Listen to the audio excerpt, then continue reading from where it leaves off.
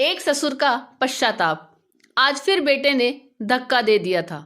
घर में उस वक्त कोई न था। पिता के कहरा का उस पर कोई असर न था।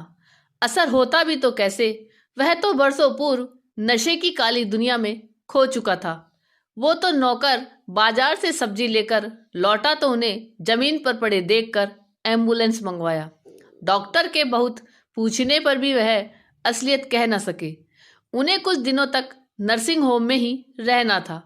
70 की उम्र में हड्डियां कब आसानी से जुड़ती है। अपने ही पुत्र के किए पर आंखें नम थी और दिल भरा भरा सा था। दोपहर में बहू स्कूल से लौटते वक्त सास को पार्लर से लेती हुई घर आई, तब उसे घर की दुर्घटनाओं के विषय में पता लगा। द्वारिका प्रसाद जी ने वकील को नर्सिंग होम में ही बुला लिया था और अपनी समस्त संपत्ति बहू के नाम कर दी। इस बात का पता लगते ही धर्मपत्नी आशा जी आग बबूला हो उठी। मेरे जीते जी इस सारी संपत्ति का मालिकाना हक बहू को देने का मतलब, हम बूढ़े और कमजोर हो गए। विकास हमसे सारी संपत्ति जब्त कर बर्बाद कर देगा। बहू के नाम पर कर दिया। कम से कम पोते पोतियों की पढ़ाई लिखाई सही तरह से चलेगी। ये सब तो मैं अपने हाथों ही करवा देती। तुम क्या करवाती जो आज तक उसे सुधार तक ना सकी। हमेशा की तुम्हारे लाड़ प्यार ने उसे बिगाड़ा ही है। जब पहली बार सिगरेट पिया तब थप्पड़ ना जड़ सकी। जब स्कूल फेयरवेल में दोस्तों के साथ बियर पार्टी कर रहा था, तब तुमने मुझसे लड़ झगड़ कर उसके हाथों में पैसे दिए।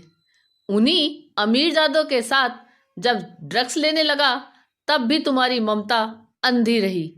आंखों पर गांधारी के समान पट्टी बांधकर उसे बर्बाद होता देखती रही। बेटे के गलत परिवेश के लिए पत्नी को दोषी मानते थे। मन खिन्न था। आज सारी भड़ास निकाल रहे थे। आपने कौन सा ध्यान दे दिया। आप भी तो पैसे बनाने की धुन में घर से बाहर रहे। मैं अकेली जवान बेटे को कितना संभालती। काम कर रहा था, धन संग्रह कर रहा था, पर अब जान गया हूं कि पूत सपूत तो क्यों धन संचय और पूत कपूत तो क्यों धन संचय। दोनों ही हालातों में ये धन बेकार है। इसलिए अब इसे नेक कर्म में लगाना चाहता हूं। मैंने सोचा था शादी के बाद सुधर जाएगा, तभी अपने बेरोजगार नशेड़ी बेटी के लिए एक अच्छी लड़की का जीवन बर्बाद कर दिया। तुम्हारे बिगड़े लाडले को जब मैं रिहैब सेंटर में छोड़ने गया, तो पीछे से तुमने किसी शरीफ परिवार की लड़की देख उसका ब्याह तय कर दिया और अपने पक्ष में यह दलील देती रही कि शादी के बाद तो अच्छे अच्छे सुधर जाते हैं। वह भी तो इसे सुधार ना सकी। मेरे ही बच्चे के सब दुश्मन बने हुए हैं। जो भी दिल में आए कीजिए, बोलकर वह सुबकने लगी। विकास की गलतियों पर पर्दा मत डालो। उस पर से मेरा भरोसा जाता रहा। अच्छा है कि बहू सरकारी अफसर है। उसके साथ उसके बॉडीगार्ड्स रहते हैं। उससे ये कोई बदतमीजी नहीं कर पाएगा। अब सही समय आ गया है कि फिर से उसे रिहैब सेंटर में भेज दिया जाए। मकानों से जो किराया आ रहा है, बहू उससे बच्चों की पढ़ाई व विवाह भी अच्छी तरह संभाल लेगी। क्या आप भी कुछ भी बोल रहे हो? मेरे लिए कुछ नहीं रखेंगे? मेरा पेंशन तुम्हारे खाने पहनने व पार्लर के लिए काफी होगा। थोड़ी शर्म करो आशा। एक लड़की क्या क्या ख्वाब लेकर ससुराल आती है। हमने शिप्रा को क्या दिया? एक ड्रग्स के नशे में डूबा इंसान। अब तुम्हारी यही सजा है कि तुम बहू को संपत्ति का एकाधिकार दे दो। क्रोध से आशा जी तिलमिला उठी और तड़ाक, ये क्या! उन्होंने बहू पर हाथ उठा दिया। सभी सन्न रह गए। एक बार की बहू को विश्वास ही नहीं हुआ कि ये हाथ उस पर उठे थे। चुपचाप कमरे से निकल सरकारी आवास पर जाने के लिए सामान पैक करने लगी। जब तक सब रोकते उसने घर छोड़ दिया था। आशा जी ने सपने में भी ना सोचा कि गलत है, सही ढंग से जमा राशि इस तरह उनके हाथ से निकल जाएगी। हार कर आशा जी ने शिप्रा के आगे हाथ पांव जोड़े और उसे मना कर घर ले आई।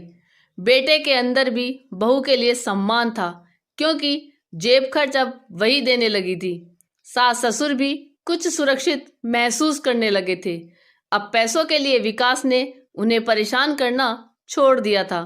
उसे यह विश्वास हो गया था कि जो मेरी पत्नी का है वह मेरा ही है। यह वसीयत ना था, बल्कि एक ससुर का पश्चाताप था। एक पढ़ी लड़की को अपने नालायक बेटे से विवाह कराने के उपरांत उनकी आत्मा उन्हें धिक्कारती रही थी, जिसके कारण वह इस नतीजे पर पहुंचे थे। अब घर में सब कुछ तो नहीं बदला था, पर एक ससुर की आत्मा को कुछ हद तक शांति मिली थी।